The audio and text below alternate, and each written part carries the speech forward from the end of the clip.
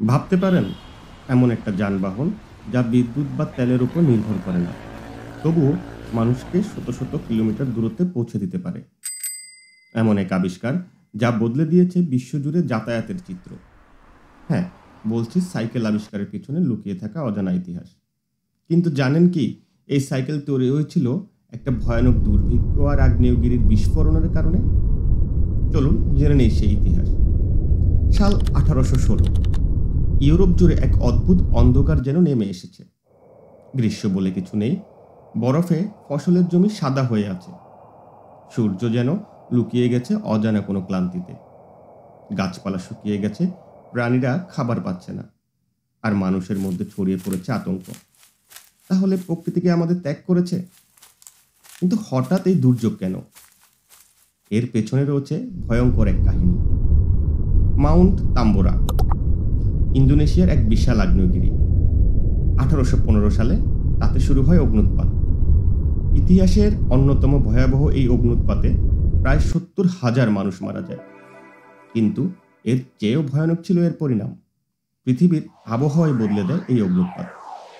আকাশে ছড়িয়ে পড়া ছাই সূর্যকে ঢেকে দেয়।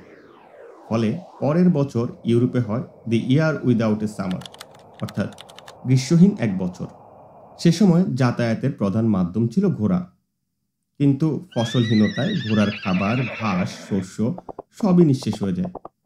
অনেক ঘোড়া না খেয়ে মারাও যায়। শহর থেকে গ্রাম, এক জায়গা থেকে অন্য জায়গায় যাতায়াত প্রায় অসম্ভব হয়ে পড়ে।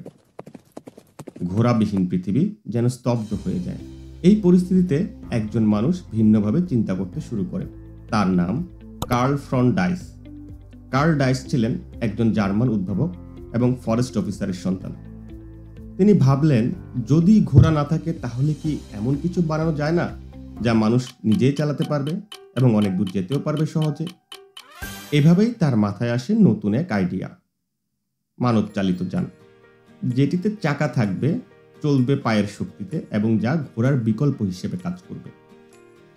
1817 সালে তিনি তৈরি করেন এক আশ্চর্য যন্ত্র, যার নাম দেন লোফ মেশিন বা রানিং মেশিন, পরে যেটি পরিচিত হয় ড্রাইসাইন নামে। এই যন্ত্রে ছিল সামনে ও পেছনে দুটি বড় চাকা ও একটি কাঠের কাঠামো। এই যন্ত্র হ্যান্ডেল ঘোরানো যেত, কিন্তু ছিল না কোনো প্যাডেল।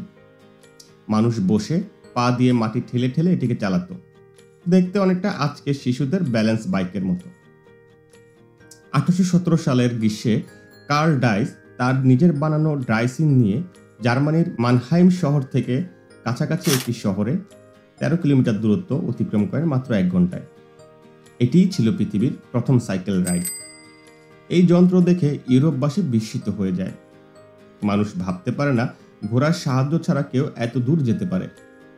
কিছু মানুষ একে সামনের দিনের বাহন ভাবলেও কেউ কেউ একে পাগলামিও বলেছিল।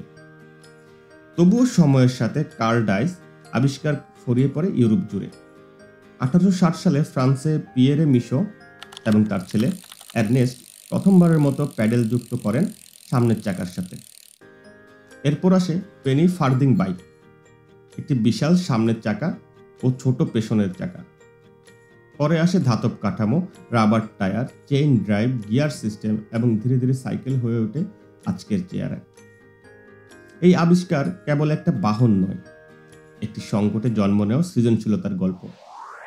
এক ভয়াবহ দুর্যোগ, প্রকৃতির রোষ, খাদ্য সংকট, সব কিছুর মাঝেও একজন মানুষ কিভাবে একটি যুগান্তকারী আবিষ্কার করতে পারে এটি তার অনন্য উদাহরণ।